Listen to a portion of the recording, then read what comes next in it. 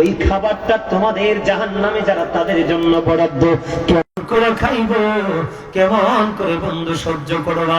এখানে শুধু ক্ষান্ত নয় ও বন্ধু, এটা কোরআন থেকে পাইলাম, হাদিস শরীফের মধ্যে এসেছে। আপনারা আমার প্রাণের রাসূল বলেছেন, ও উম্মতেরা রে, সাবধান হয়ে কবরে আসুন। কবর বড় ভয়ঙ্কর। ইসলামের তৃতীয় খলিফা হযরত উসমান রাদিয়াল্লাহু তাআলা আনহু কবর দেখলেই তিনি শুধু কাঁদতেন। কবর দেখলে শুধু কাঁদত, চোখ দুইটা যেন বন্ধু ঝর্ণা হয়ে যেত, শুধু কান্না করত। এবার প্রশ্ন করলেন, আপনি কেন কবর দেখলে কাঁদেন? এবার হযরত উসমান ডেকে ডেকে বললেন, কবর দেখলে কেন কাঁদি রে? পরকালের জীবনের প্রথম ধাপ হলো কবর। ওই কবরে যদি পার পেয়ে যায় তার সবকিছু ইজি হয়ে যাবে, সহজ হয়ে যাবে।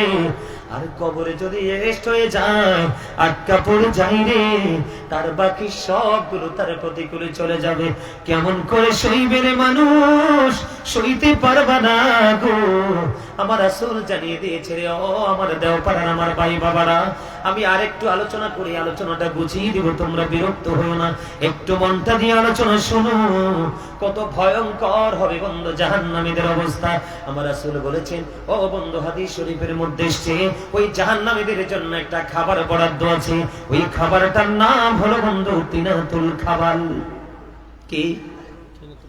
আরে জোরে বলেন না, কি মুখস্থ করেন না? তিনাতুল খাবাল। ইয়া রাসূলুল্লাহ, ইয়া হাবিবাল্লাহ, নবী গো, ও প্রাণের নবী, এই তিনাতুল খাবালটা কি গো নবী? আমার নবীজি বললেন, এই তিনাতুল খাবালটা হলো আরেকটা জাহান্নামীর নিংড়ানো রক্ত, পুজ অথবা ঘাম।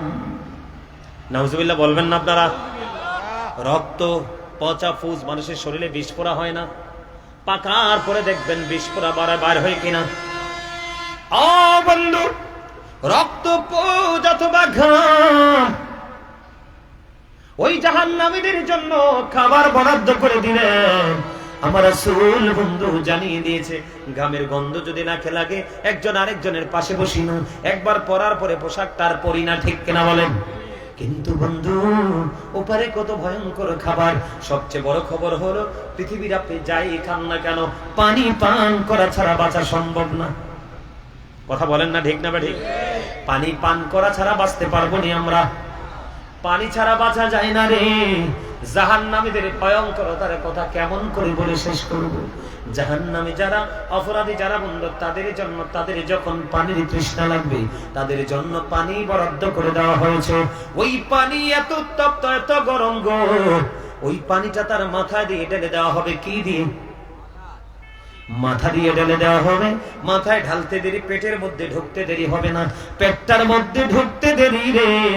মোমের মধ্যে আগুন লাগলে যেমন বন্ধু মোমটা গলে নিশ্চিহ্ন হয়ে যায়, বরফের মধ্যে পানি লাগলে যেমন বরফ নিশ্চিহ্ন হয়ে যায়, কিন্তু বন্ধু পাপীরা নিশ্চিহ্ন হবে না।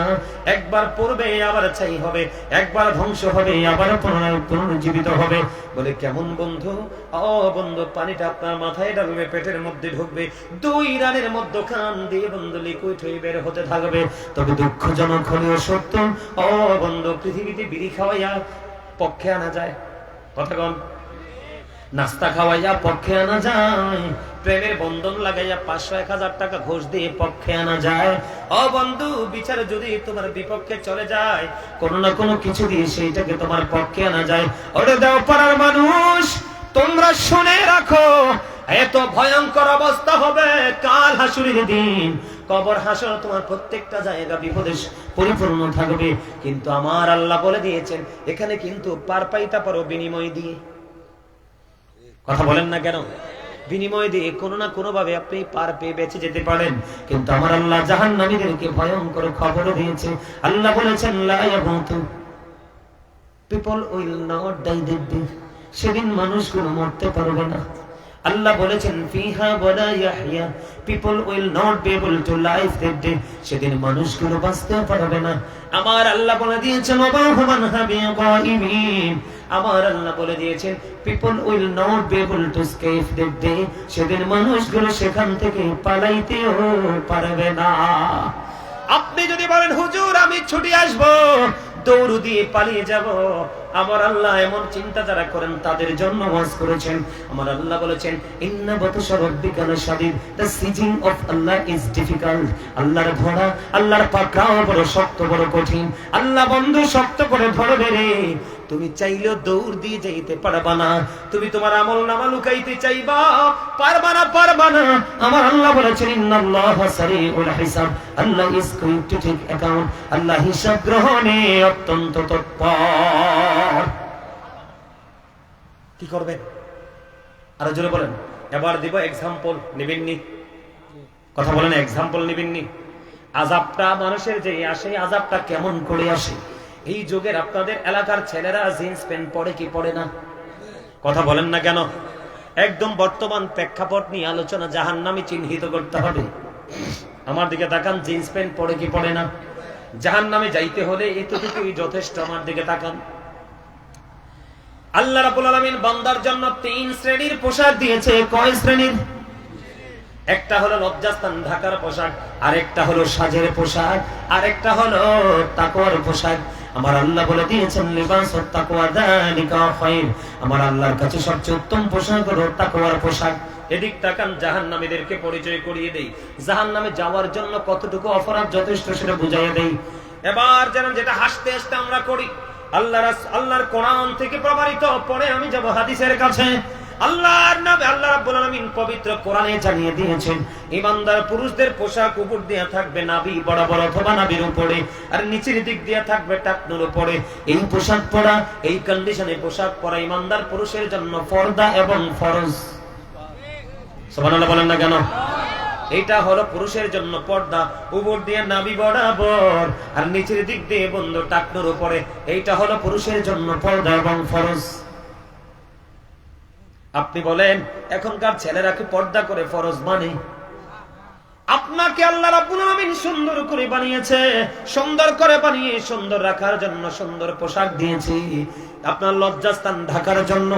যার লজ্জা নাই তার ঈমান নাই। আপনি এমন পোশাক পরেছেন, যেই পোশাক পরার পরে আপনি নামাজে রুকু দেওয়ার পরে আপনার পিছন দিক দিয়ে লজ্জাস্থান দেখা যায়। রাস্তাঘাটে খালি গায়ে হাঁটলে পুরুষের সামনের দিক দিয়ে লজ্জাস্থান দেখা যায়। কথা বলেন না কেন? এদিক তাকান, বুখারী শরীফের মধ্যে আসছে জাহান্নামে যাওয়ার জন্য এইটুকুই যথেষ্ট। জাস্ট এক্সাম্পল দিব এখন থেকে শুরু কিছু সময়। আমি আপনাকে বলি, বুখারী শরীফের মধ্যে এসেছে যেই পুরুষের পোশাকটা বন্ধু উপর দিয়ে থাকবে নাভির নিচে, আর উপর দিয়ে নিচে দিয়ে থাকবে টাকনুর নিচে, তার ঠিকানা হলো জাহান্নাম। তার নামাজ আল্লাহর দরবারে কবুল হবে না। তার এক্সাম্পল, আল্লাহ রাসূল মসজিদের মধ্যে অবস্থান করতেছে, এক ব্যক্তি এসে বন্ধু নামাজের নিয়ত বাঁধলো। নামাজের নিয়ত বাঁধার পরে নবীজি বললেন তুমি ওযু করে আসো। তার মানে নামাজের নিয়ত ভেঙে ফেলো। তিনি নামাজের নিয়ত ভেঙে বন্ধু ওযু করতে গেলেন। ওযু করে এসে তিনি আবার নামাজের নিয়ত বাঁধলেন। আবার রাসূল বললেন তুমি ওযু করে আসো। তিনি আবার নিয়ত ভেঙে ওযু করতে গেলেন। আবার ওযু করে এসে তিনি বন্ধু নামাজের নিয়ত বাঁধলেন। আবার রাসূল বললেন তুমি ওযু করে আসো। এবার প্রশ্ন করলেন ইয়া রাসূলুল্লাহ, ইয়া হাবিবাল্লাহ, নবী গো, ওগো প্রাণের নবী, আপনি বারবার কেন বলছেন ওযু করার জন্য? আমার রাসূল বলেছে তোমাকে বারবার এই জন্য বলেছি ওযু করার জন্য, তুমি কিয়ামত পর্যন্ত নামাজ পড়তে পারবে, ওই নামাজ দিয়ে আল্লাহ পর্যন্ত পৌঁছাতে পারবে না। তার কারণ হলো তুমি নামাজ পড়ার জন্য পোশাকের যেই শর্ত, পোশাকের যেই কন্ডিশন, তুমি এটাকে পুরোপুরিভাবে ওভারটেক করেছো। আল্লাহর ওয়াদাকে তুমি অমান্য করেছো, উপেক্ষা করেছো। উপর দিয়ে রাখার কথা ছিল তোমার টাকনাবির উপরে অথবা বরাবর, নিচে দিয়ে রাখার কথা ছিল টাকনোর উপরে, উপর দিয়েও নিচে নামাইছো, নিচের দিক দিয়ে তুমি টাকনোর নিচে নামিয়ে দিয়েছো। শুধু টাকনোর নিচে না, পায়ের মোড়ার নিচে। আপনারা কি আমার কথা বুঝেন না? ভুল বলছি? কোথায়? পায়ের একবারে টাকনোর নিচে না, তো শুধু মোড়ার নিচে থাকে। জুতার তলা থাকে ইনটেক, আর প্যানের তলা হয়ে যায় ক্ষয়। বাস্তব কথা কিনা বলেন? অস্বীকার করতে পারবেন না। নিজের চক্ষু দুইটা দিয়ে বন্ধু দেখেছি। এখন আপনাকে আমি বলি, নামাজের মতো জায়গা থেকে নবীজি তাড়িয়ে দিলেন, কারণ শরীয়ত সম্মত পোশাক তুমি পরো নাই। এবার আপনি আমাকে প্রশ্ন করতে পারেন বলে, হুজুর এটার জন্য দায়ী কে? এটার জন্য দায়ী হলো আপনার মানসিকতা। কারণ আমার আল্লাহ বলেছে বান্দা, আমি আল্লাহকে পেতে চাইলে আমার হাবিবকে ফলো করো। আপনি আল্লাহর হাবিবকে ফলো না করে আপনি ফলো করছেন বেঈমান কাফেরকে। কাকে? আর জোরে বলেন কাকে? আমার আল্লাহ বলেছেন উইদ্দাত লিল কাফিরিন, কাফিরদের জন্য বরাদ্দ হলো জাহান্নাম। আর আমরা যারা ঈমানদার আমাদেরকে সাবধান করেছেন আমার আল্লাহ। আল্লাহ বলেছেন ইন্নাল কাফিরিনা কানু লাকুম আদুওয়াম মুবিনা। আমার আল্লাহ বলেছেন the heretics are the eternal enemy of the believers. ঈমানদারদের প্রকাশ্য শত্রু হলো বেঈমান কাফেররা। এই পোশাক তো বানাইছে সর্বপ্রথম কাফেররা। এই পোশাক প্যান্ট বের করে পুরুষের লজ্জা শরম শেষ। কথা কন না কেন? এই বেঈমানেরা কিন্ডারগার্টেন ইংলিশ মিডিয়াম বের করে সকালবেলা ফুরকানিয়া মাদ্রাসাকে মেরে ফেলেছে। ঠিক কথা বলেন না কেন? আমাদের দাঁত মুখ পরিষ্কার করার জন্য নবীজি রেখে গেছেন মেসওয়াক। ওই বেঈমানেরা ব্রাশ আবিষ্কার করে বন্ধু মেসওয়াককে হত্যা করে ফেলেছে। ঠিক কিনা বলে? এইটাই, এই পোশাকটাই আপনাকে জাহান্নামে নিয়ে যাওয়ার জন্য যথেষ্ট। আপনি প্যান্ট বলেন, পায়জামা বলেন, লুঙ্গি বলেন, ট্রাউজার বলেন, যেটাই বলেন উপর দিয়ে রাখতে হবে বন্ধু নাভি বরাবর, নিচে দিয়ে রাখতে হবে টাকনুর উপরে। আবু বকর সিদ্দিক রাদিয়াল্লাহু তাআলা আনহু প্রশ্ন করলেন, ইয়া রাসূলুল্লাহ, ইয়া হাবিবাল্লাহ, নবী গো, ও প্রাণের নবী, আমার পোশাক তো আমি টাকনুর উপরেই পরি, কিন্তু মাঝে মাঝে এটা নিচে চলে আসে। নিচে চলে আসতে দেরি, আমি উপরে উঠাইতে দেরি করি না, আমার অপরাধ কি হবে গো? আমার নবী বললেন, না না না, অপরাধ হবে না। তুমি যদি নিচে নামার সাথে সাথে যদি তুমি মনে করো আল্লাহর হুকুম অমান্য হয়ে গেছে, তুমি একটু উপরে উঠায়া ফেলো, তাহলে তোমার কোনো অপরাধ হবে না। অনেক ছেলেরা মনে মনে বলবে, হুজুর বলেছে টাকনুর নিচে প্যান্ট পরা যাবে না, আমি পরবো না। তুমি নিচে দিয়ে যেমনি টাকনুর উপরে রাখতে হবে রে, তেমনি তোমার উপরটাও নাভি বরাবর রাখতে হবে। একটা করবার একটা ছাড়বা, তুমি পরিপূর্ণ হইতে পারবা না। জাহান্নামে যাওয়ার জন্য আর কিছু লাগবে? যথেষ্ট কিনা বলেন? হ্যাঁ, এবার আসেন আপনাদের এলাকার মানুষগুলো, আপনাদের এলাকাতে মানুষ আসেনি, মানুষের জায়গা জোর করে দখল করতে চায়, আসেনি? আসেনি? আমার কথা বলেন, আসেনি? আমি আপনাদেরকে মানে এক্সাম্পল দিচ্ছি জাস্ট। যেই ব্যক্তি পৃথিবীতে কারো জায়গা জোর করে 1 বিঘা পরিমাণ জায়গা দখল করবে, তার গলায় 7টা পৃথিবী ঝুলাই দেওয়া হবে। এটা তার বহন করতে হবে অনন্তকাল, হিসাব সারাদিন। এই এদিকে তাকান, ধরেন আপনার এই পানির বোতলটাই এখানে কত আছে? 1/2 লিটার, তার মানে আধা লিটার, তাই তো? আপনি এটাকে কতক্ষণ হাতে রাখতে পারবেন? এক্সাম্পল দেই, আগামীকালকে পরীক্ষা করবেন, যেহেতু জাহান্নামের ওয়াজ, পাপী লোকদের সিম্পটম নিয়ে আলোচনা এখানে আছে বন্ধু। কথার কথা এক্সাম্পল, জাস্ট 500 গ্রাম পানি কয় গ্রাম? অথবা কিছু কম আছে। এই 500 গ্রাম যখন আপনি হাতে নিয়ে 1 কিলোমিটার হাঁটবেন, এটা হবে বন্ধু 1000 গ্রাম। ভারী হয়ে উঠবে আস্তে আস্তে, কথা বলেন না? আরো যদি আরো 1 কিলোমিটার হাঁটেন, এটার গ্রাম হবে 1500 গ্রাম। আরো কিছু দূর যদি আপনি হাঁটেন, এটার দাম গ্রাম হবে 2000 গ্রাম। কথা কি বুঝতে পেরেছেন? একটা সময় আপনারা বেয়াদবি নিয়েন না, একটা সময় আপনার হাত দিক দিয়ে লুজ হয়ে যাবে, কবজির পাওয়ার বন্ধু লেস হয়ে যাবে। একটা সময় আপনার মনের অজান্তে এটা ছুটে পড়বে, হালাই দিলাম। কথা বলেন না কেন? বাস্তব কিনা বলেন? এইরকম প্র্যাকটিক্যালি আমি আপনাদেরকে বুঝিয়ে দিলাম। এখানে কিন্তু ভাই একটু দেন তো, আপনি আমার আলেম, আপনি আমার ভাই, আপনাকে বলতে পারি, কিছু মনে করবেন না। আপনাদের হুজুরকে এটা এক্সাম্পল দিচ্ছি। এখন আমি এটা ধরেন জাস্ট পড়ে গেল, পানি ছাড়া তো আমি বাঁচবো না। উনি আমি ফেলে দিলাম, উনি আমাকে হেল্প করেছে। কথা বলেন না কেন? আমি কি মাইকটা ছেড়ে দিব? ছেড়ে দিব? আমার কথা বলেন না কেন? আপনারা এখানে হাজার হাজার মানুষ আসতে হবে না তো? মাহফিল কবুল হওয়ার জন্য হাজার হাজার লক্ষ লক্ষ মানুষ শর্ত নয়, শর্ত হলো প্রেম, শর্ত হলো তাকওয়া। এখানে একটা মানুষও যদি প্রেম এবং তাকওয়া নিয়ে থেকে, আজকের মাহফিল আল্লাহর দরবারে কবুল হয়ে যাবে। আপনাদেরকে বলে দেই, এখানে 40 জনের উপরে আছে মানুষ। যেখানে 40 জন মানুষ থাকে, এখানে একজন থাকে আল্লাহর প্রিয় মাহবুব বান্দা। আর এই একজনের উসিলায় আল্লাহ সবাইকে কবুল করে নেয়।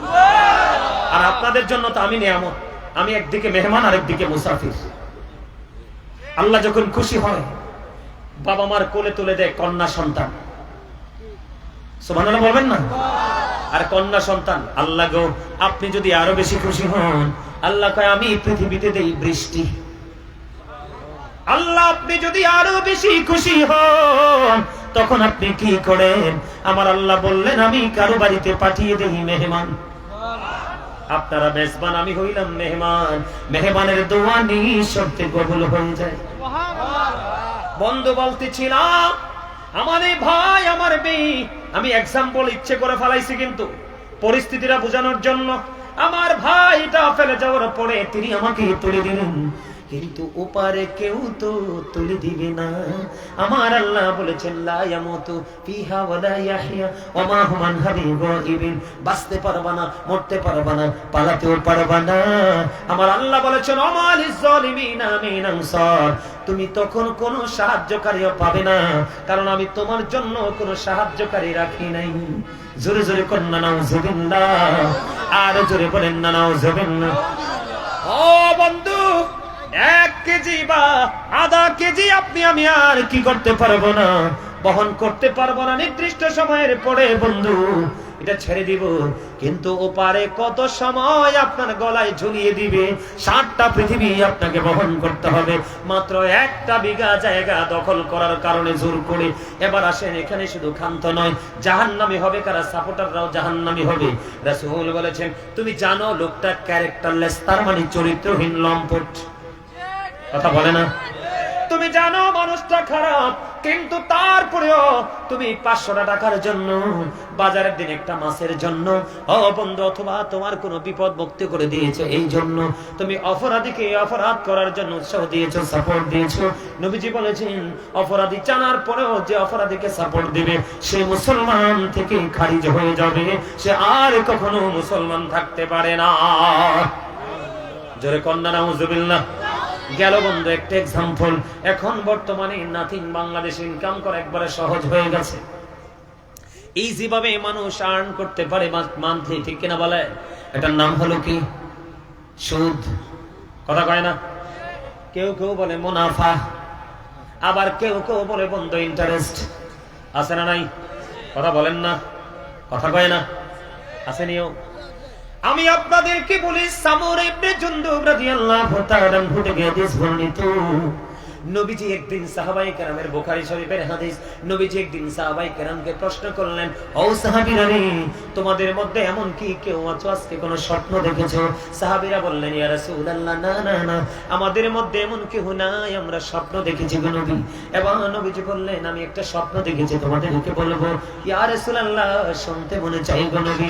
অনেক বড় হাদিস বন্ধু, কমপক্ষে 40 থেকে 45 মিনিট লাগবে পুরো হাদিস শরীফটা ব্যাখ্যা করতে, আমি পুরোটা পড়বো না।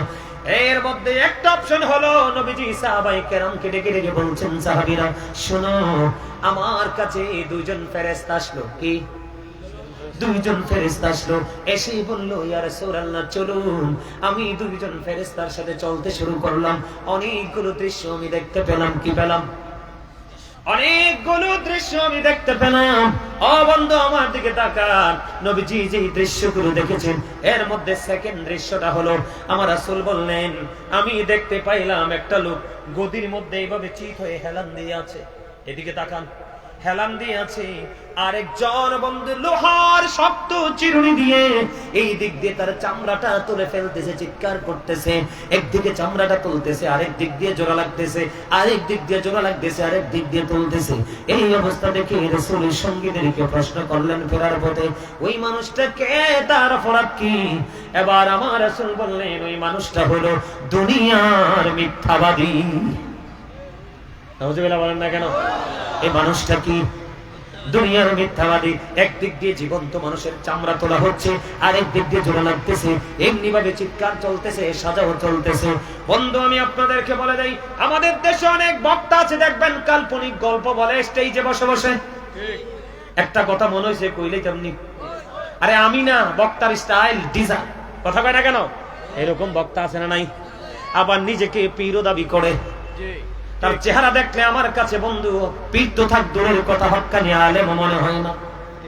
না বলছি, কয়দিন আমি দেখছি এক বক্তা বলতেছে সিলেটে নাকি মাহফিলে এসেছে, সভাপতি নাকি বলছে হুজুর একটু বিরতি দেন। তখন নাকি বিরতি নিছে, তারপরে বলছে যে আমি চাইয়া দেখলাম একটু পরে ব্রিক ফিলের মতো ধোঁয়া ওঠে। পরে সভাপতি আসার পরে জিজ্ঞেস করলাম, ব্যাপার কি?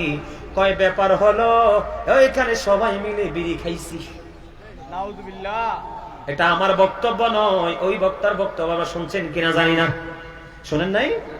বন্ধু কাল্পনিক গল্প বানিয়ে বানিয়ে বলে মানুষকে মজা দেওয়ার জন্য রাসূল বলেছেন মানুষের মনের ঘরে ধোলা দেওয়ার জন্য কেউ যদি কাল্পনিক গল্প বানিয়ে বলে এটাও মিথ্যা।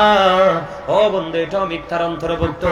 যেই ব্যক্তি মিথ্যা বলবে তার সিকিউরিটির জন্য তার সঙ্গে যে ফেরেশতা দেওয়া আছে ওই ফেরেশতাগুলো 1760 গজ দূরে চলে যায় তাকে ফেলে। শুধু মিথ্যা বলার কারণে তার মুখের দুর্গন্ধ বের হয়। জোরে জোরে বলেন না নাউজুবিল্লাহ। বুঝতে পারছেন নি সাজাটা? বুঝতে পারছেন নি?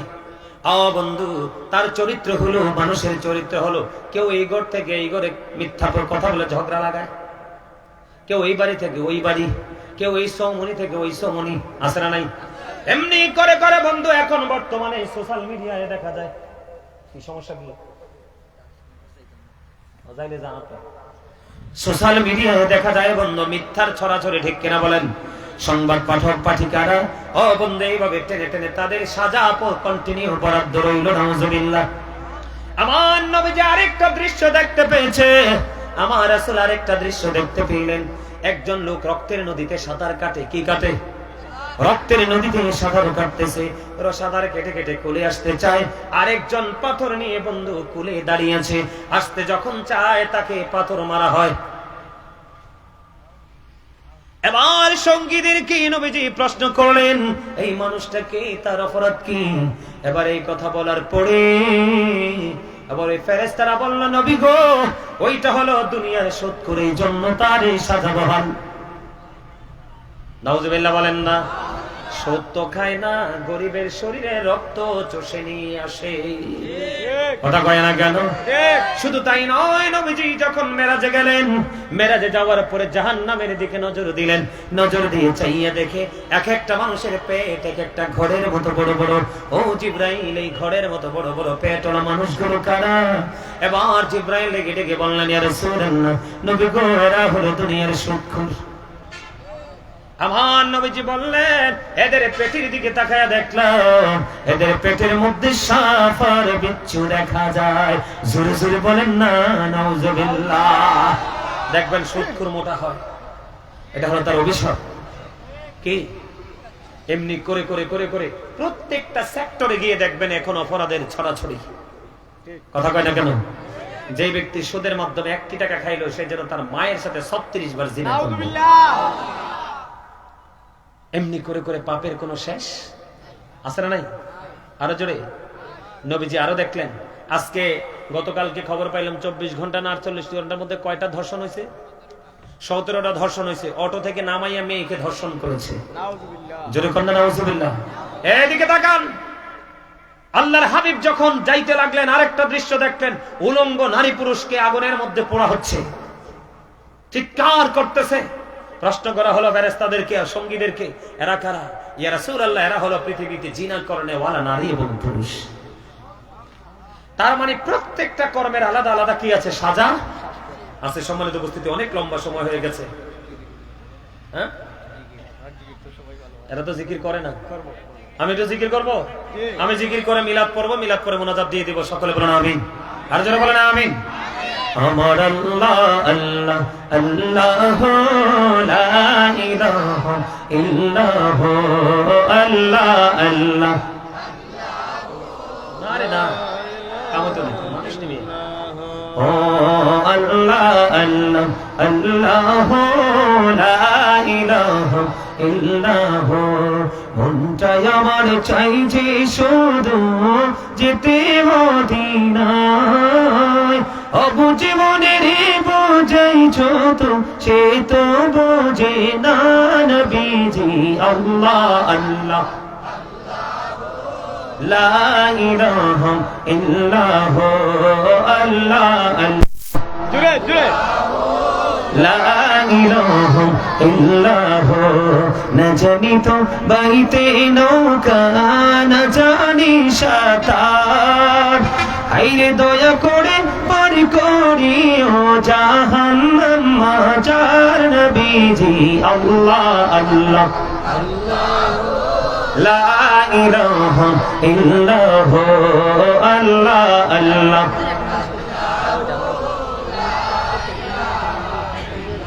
ও আপন নূর দিয়া আল্লাহ করিয়া সৃজন আরশে পড়ে কুরসির তরে রাখিলেন গোপন নবীজি আল্লাহ আল্লাহ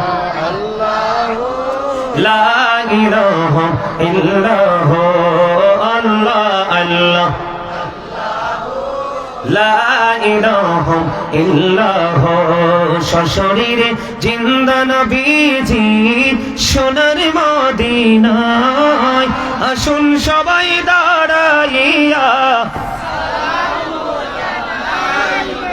জি আল্লাহ আল্লাহ আল্লাহ লা ইলাহা ইল্লাল্লাহ ইয়া নবী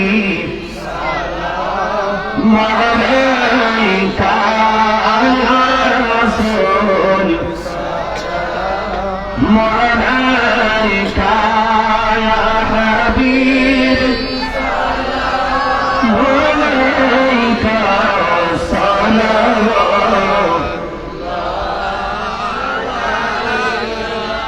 নবী গো দেখিনি আপনাকে জীবনে গোনা ঝরে যাবে দেখা দেন নবী গো স্বপনে আরজ আপনার চরণে নবী সালাম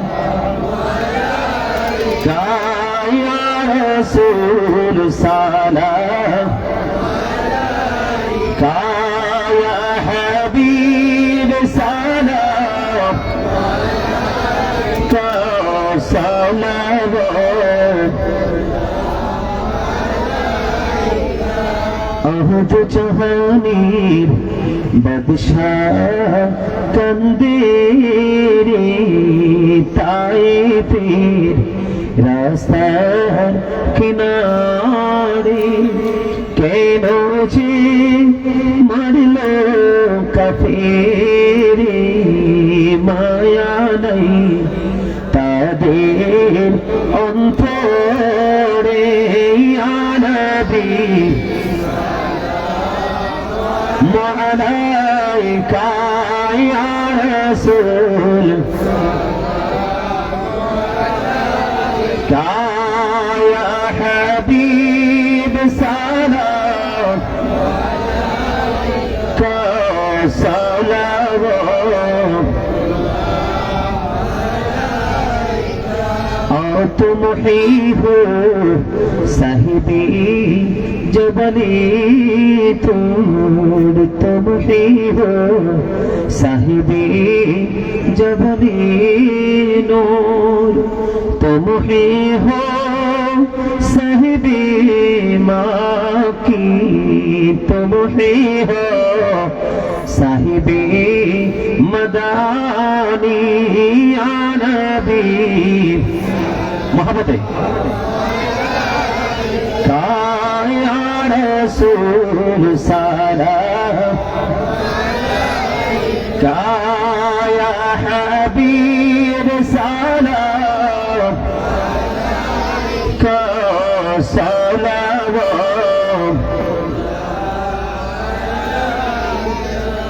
काज যদি পারতাম মদিনা শীতল হইতো কলিজা কোন পথে যাব মদিনা রাস্তা যে খুঁজি পাই না ইয়া নবী মহব্বতে ইয়া রাসূল সালাম ইয়া হাবিব সালাম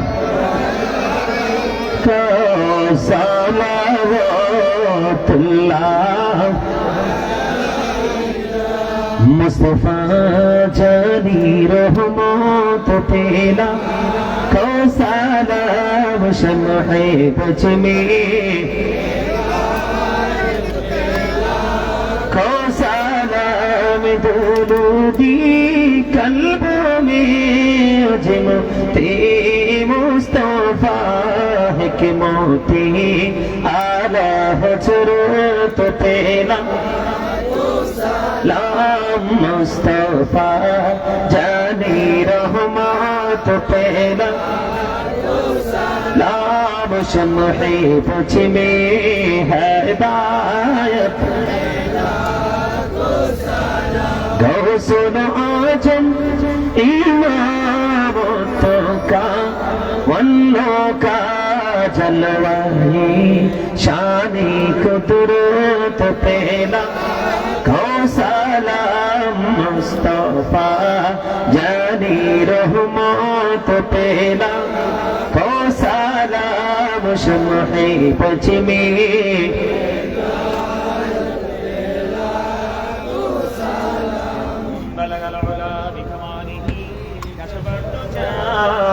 بجماله حسنت جميله صلوا عليه وآله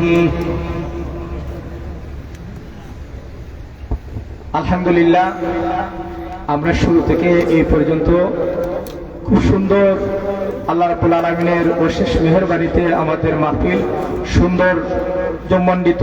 আমরা একমাত্র আল্লাহ এবং রাসূলকে খুশি করার জন্য যাই আমরা যে যেখান থেকে করেছি একমাত্র আল্লাহ এবং আল্লাহ রাসূলকে খুশি করার জন্য করেছি।